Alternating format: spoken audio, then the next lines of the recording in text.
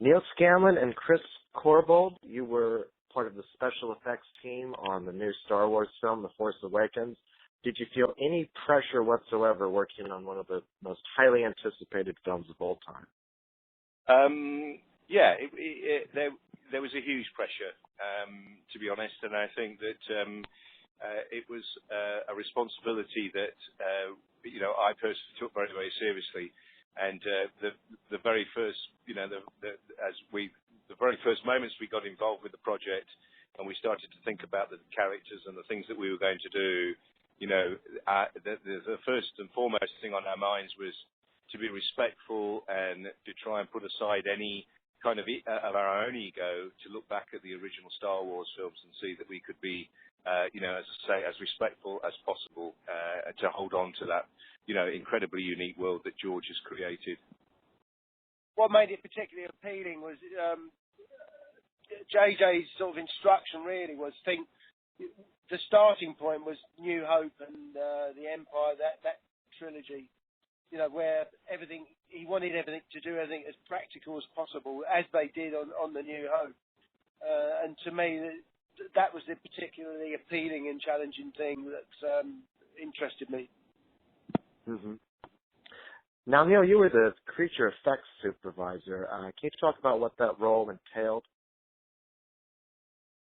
Yeah, it was, I suppose, in kind of, logical way. Initially was to set up a small team of concept designers so that we could, as I say, begin to understand, what were the essential ingredients of design. How do we remain faithful to Star Wars? What are those things that make a Star Wars creature specific to Star Wars? So to identify those things. So initially it was a concept team. We then moved from a concept team to a sculpting team. So once we had these designs and JJ had seen them, and we were beginning to get a number of designs together, we started to sculpt them. We had to put the infrastructure together. Build a workshop environment at Pinewood Studios that we knew would be large enough to be able to accommodate the project, and then literally to lead everybody and take us through as the script evolved. We knew which characters might play in which location, what technology we would use, what methodology we would use, and ultimately how that character might appear or perform on the screen. So it was on one side there was a creative aspect to the role. On the other side there was a managerial role, which was more about leading people and putting the facilities together. Mm-hmm. Well, take us through some of the step-by-step basics of this. I know some of the characters in motion capture. Can you talk about some of the challenges of that? Yeah, so I mean, especially Snook and Maz, they were both characters that when we designed them and we spoke to JJ about them, we obviously always thought in the back of our minds initially that we should try to create them as practical entities. Maz in particular, we looked at the possibility of her being a puppet in the Yoda sense of the word.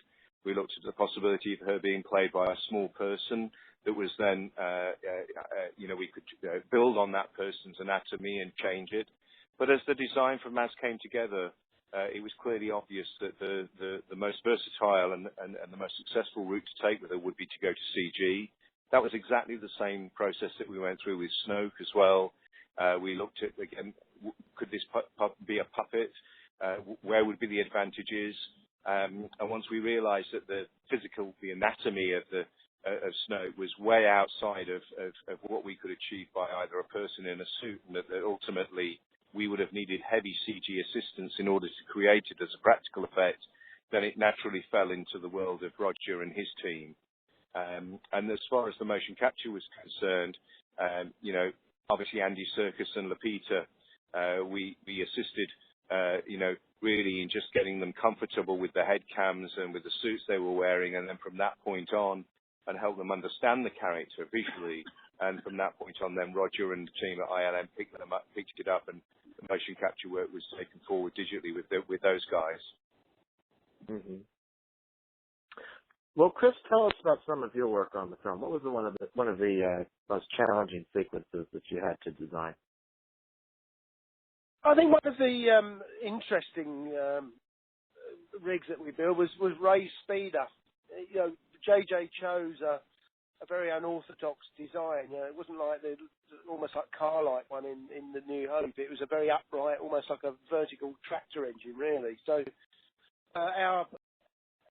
what we had to do was obviously make it drive across the desert. So we fabricated the bodywork onto a steel chassis, put a high-speed 1,000cc motorcycle engine into it, so it could get up to 60 or 70 miles an hour going across the desert.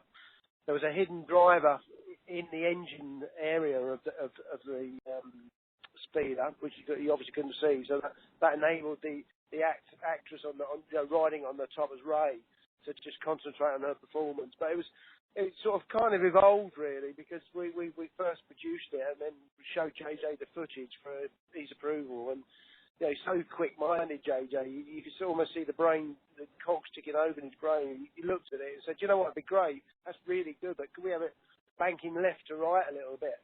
And so she did. Yeah, fine. So we took it back, incorporated that into the design, took the footage back to him to show him again. And again, his mind is so quick, it kicked in. Yeah, you know, that's fantastic, but can we make it go up and down 1 or 2 feet? You know, as if it's sort of undulating across the sand. So we incorporated, you know, that into it. It kept evolving, and that the speeder itself was probably a 4 or 5 month project.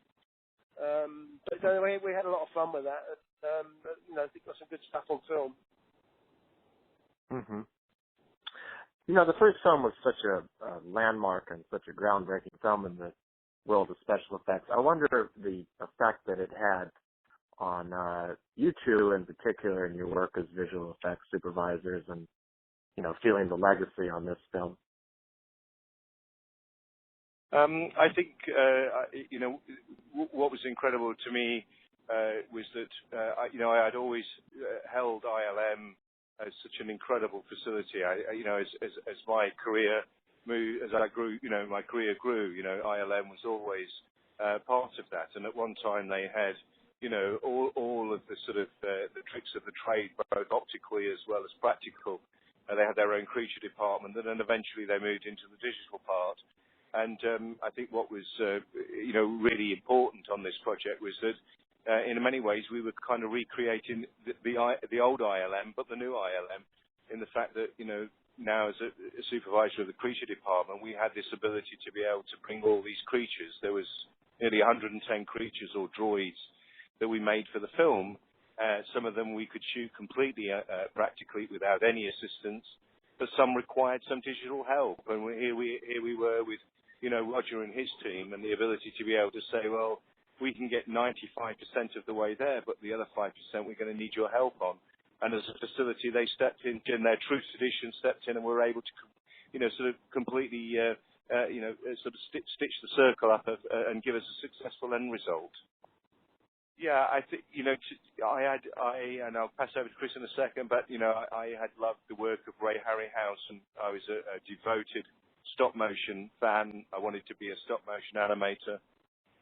And the films that I really sort of, you know, inspired me were Ray's films. And then, you know, Star Wars came along, and I went to the cinema, and, you know, here was a film, you know, that took this art form, not just stop motion, but the whole visual medium of special effects, and presented it to me in a way that I was just blown away. I didn't understand how it was all done, and it gave me a whole new lease and a whole new direction to head in. And for weeks and months, I would pore over Starlogs or, you know, all the sort of literature at the time, trying to figure out and understand how they had created these incredible effects. And so it defined my way forward, absolutely.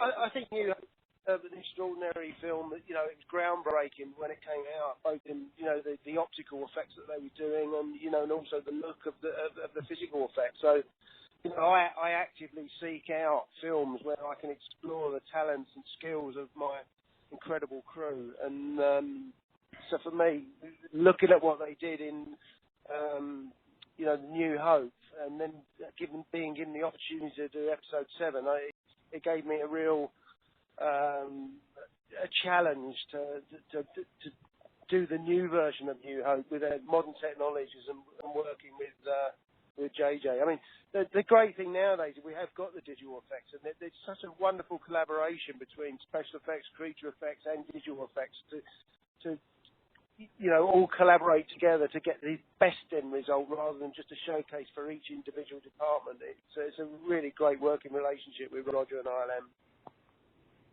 Mm-hmm. Well, thank you both so much, and congratulations on your work. Thank you.